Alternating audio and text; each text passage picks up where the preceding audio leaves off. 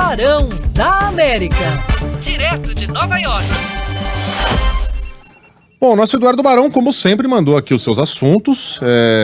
São 4. Hoje a coisa tá bem fornida, tem muita coisa pra gente tratar e geralmente ele dá aquela hierarquizada, né? Primeiro o assunto é o mais importante, segundo e no rodapé ele coloca aquele que se der tempo. Mas é por esse que eu vou começar, porque não tem como ter um assunto mais importante do que Jerusalém Post, é um jornal sério, tá? Não é um tabloide, não é né? Afirma que Israel e Estados Unidos mantêm contatos com ETs. Uau! E aí, Barão? Bom dia. Olá, bom dia, Megali, Carla, Sheila. Eu deixei nesse lugar porque eu sabia que você ia falar primeiro dele. Eu tinha certeza absoluta que esse seria o nosso assunto de hoje, Megali. Não tinha dúvida nenhuma sobre isso. E como você falou, né? O Jerusalém Post, que como você falou, não é um tabloide, é o principal jornal de Israel, trouxe uma notícia referente ao ex-chefe da segurança espacial de Israel. Ele comandou o espaço aéreo de Israel por 30 anos, ou seja, não é alguém que ficou lá uma semana. E ele disse nessa entrevista, o senhor Ren Ishidi, que existe uma federação galáctica de alienígenas em contato já há muito tempo com Israel e também com os Estados Unidos, que esses contatos são frequentes, que há um caminho, um contato direto, uma conversa frequente com esses dois países. Disse mais, que há uma base conjunta dessa federação intergaláctica em Marte. Então já é de conhecimento de Israel e também de conhecimento aqui dos Estados Unidos. Disse mais, que o presidente Donald Trump tem conhecimento disso e por muito pouco não escancarou, não deixou isso muito claro para a população americana como um todo, população mundial como um todo. O jornal diz que tentou entrar em contato com a Federação Galáctica, mas não teve sucesso para saber se de fato eles queriam fazer alguma declaração. Não conseguiu ouvir o outro lado? Não conseguiu ouvir o outro lado da história. É uma história espetacular. Primeiro que a gente está falando de um jornal que não é um jornal leco, que é um jornal que fica ali com manchete para caçar clique, nada disso. É um jornal muito sério. As principais notícias são do Jerusalém Post em Israel. E é simplesmente do chefe da segurança espacial que está há 30 anos nesse cargo. Não, mas esse cara tá tirando uma onda, Barão. Não é possível. Porque uma coisa é falar, não, nós já tivemos indícios da existência.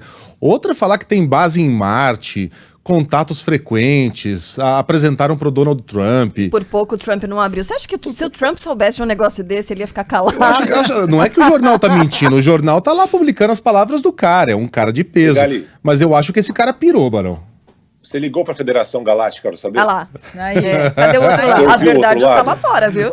Não, isso me lembra a nossa amiga Tatiana Vasconcelos, que uma vez recebeu a incumbência, trabalhando em outra rádio, de fazer contato com Saddam Hussein. Tenta uma entrevista com Saddam Hussein, o que já seria difícil, né?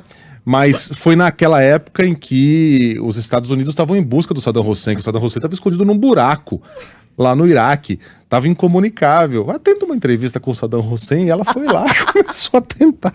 Ministério do Exterior do Iraque. Não tinha nem internet direito nessa época. Não tinha celular. O Saddam escondido num buraco.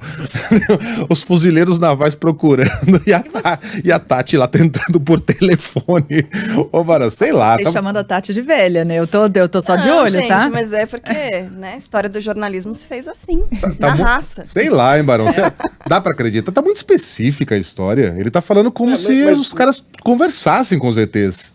Megali, história de ET, você tem tantas por aí, né? O que chama atenção para mim são duas situações, né? A primeira, que é um jornal, como eu disse, o jornal mais importante de Israel. Segundo, que é um chefe que ficou 30 anos comandando o espaço aéreo. Enfim, é lógico que você fica com o pé atrás, qualquer história de ET, você não tem nenhuma comprovação, apesar de muitos acreditarem, né? Mas, enfim, é uma história completamente...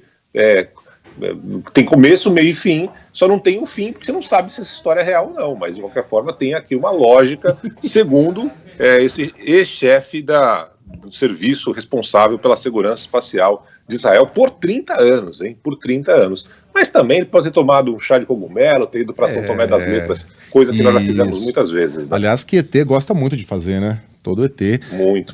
Tem obrigação de visitar São Tomé das Letras ali, tem até pista de pouso para disco voador. E Eu tenho a impressão que esse cara fez uma visitinha assim a São Tomé. Ô, Barão, 40... Bom, vamos deixar esse assunto para o final. Antes, a vacina da Pfizer, que começa a ser analisada hoje, né? O pedido para uso emergencial começa a ser analisado hoje aí nos Estados Unidos.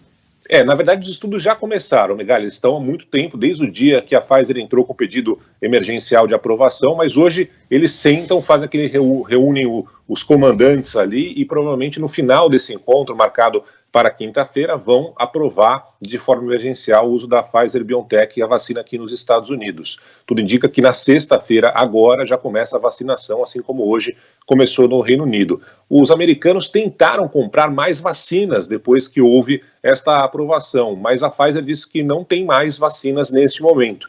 Eles chegaram a receber uma oferta, os americanos compraram mais de 100 milhões de doses lá atrás, foi o país que primeiro teve acesso a essa oportunidade. Chegou a ser ofertada mais doses para o governo americano, mas eles não compraram. Isso está sendo questionado por aqui, porque que não se comprou naquela época. Mas, de qualquer forma, eles têm doses suficientes para esse ano vacilar 25 milhões de pessoas e ano que vem o restante desses 100 milhões, das 100 milhões de doses. E, bem possivelmente, também terão a vacina Moderna, que já teve 94% de aprovação nos testes, também sendo liberada à população aqui dos Estados Unidos no dia 17 desse mês. Então a esperança é muito grande. Ontem uma nova pesquisa foi divulgada mostrando que 60% apenas dos americanos estão dispostos a tomar a vacina. Então campanhas serão realizadas por aqui para incentivar a população a tomar. Lembrando que sempre aqui a vacina é paga, diferente do Brasil, mas o que estão dizendo é que essa vacina vai ser de graça. O Barão, ontem eu estava vendo a capa da revista New York, não a New Yorker, a New York, que é uma revista que é muito boa e serve também como um guia para quem está visitando a cidade, porque traz a programação dos cinemas. E a revista tinha uma capa muito bonita. Vê se você acha aí, Sheila. New York Cover, sei lá. A busca que a Sheila... A matéria principal era uma homenagem a 500 negócios, pequenos negócios, que deixaram de existir aí em Nova York durante a pandemia. E a capa é muito bonita porque tem desenhos muito bonitinhos da fachada dessas floriculturas, pet shops, escolas de língua, lojas de ferramentas e principalmente bares e restaurantes que não resistiram, né? Que fecharam durante a pandemia. 500 negócios. A revista escolheu 500, mas são muito mais. A cidade tomou um baque muito grande nessa época da Covid. Eu estou dizendo isso porque Nova York acabou de aumentar de novo as restrições para o funcionamento dos restaurantes, né, Barão? Exatamente, Megali. A partir de hoje, restaurantes ficam fechados na parte de dentro, só podem continuar funcionando outdoor. O problema é que está 1 grau apenas nesse momento aqui em Nova York. Está muito frio por aqui, o inverno não começou ainda, mas temperaturas muito baixas. E assim, Megali, esqueça Nova York do jeito que você conheceu quando você morava aqui. É uma outra cidade, muito mais vazia, tem placa de aluguel para tudo quanto é lado, restaurantes, bares, cinemas, a Broadway, toda fechada. Ou seja, Nova York sofreu demais, os turistas praticamente inexistem por aqui. Você até encontra um ou outro, mas na comparação com o que era, é uma situação muito diferente. Então, Nova York sentiu demais a pandemia, está vivendo um clima muito triste. O nosso Guto Graça, né, nosso querido Guto Graça, nosso colunista, que fala sobre assuntos das redes sociais e tem trabalho aqui, ele viveu uma época logo após 11 de setembro, comparou também com outros períodos difíceis de Nova York, ele falou que não tem comparação, que esse aqui é o pior momento da cidade de Nova York. Então, é bem diferente a Nova York que eu conheci também, e infelizmente esse processo vai demorar um tempo até que todo mundo passe por essa crise terrível. Muito bem. Vamos tratar desse último assunto aqui ou não dá tempo, Carla? Dá. Você que é meu guia Bem rápido, moral. mas dá. Então vamos lá, então solta a música que a gente separou. Mas a gente não vai tocar ela depois do Killing? Não, essa é pro Barão, 40 anos da morte de John Lennon. Até porque quando ele morreu, ele morava lá no Dakota, em Nova York, é assunto pro Barão. Diga lá, meu velho. 40 anos hoje, né? Exatamente hoje, da morte do John Lennon, no edifício Dakota, do lado do Central Park. Eu tive lá nesse sábado. Homenagens estão programadas ao longo de todo o dia, tanto no edifício quanto numa parte que fica exatamente do outro lado da rua, ali no Central Park, onde tem um local chamado Strawberry Fields Forever, onde foram jogadas as cinzas ali do John Lennon, tem um mosaico, né, com a palavra Imagine. Lá sempre tem alguém tocando os Beatles, então é um espaço muito, muito bacana para você lembrar. O Mark Chapman, que foi o assassino do John Lennon, ele continua preso.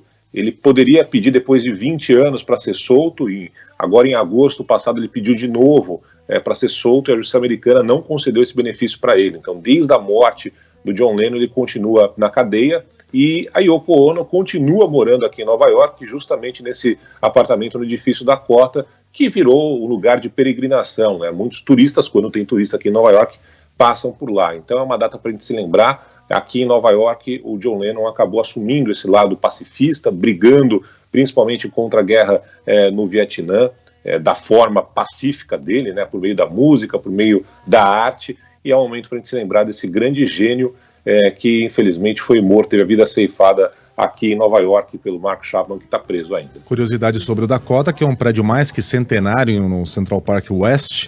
É um prédio onde mora a nata da nata dos endinheirados nova-iorquinos. A Madonna tentou morar lá e não conseguiu, porque não foi aceita pelo conselho do prédio, que jamais aceitaria alguém como Madonna. Aliás, John Lennon jamais teria conseguido morar naquele prédio. Ele só conseguiu por influência da família da Yoko Ono. A Yoko é filha de banqueiros japoneses.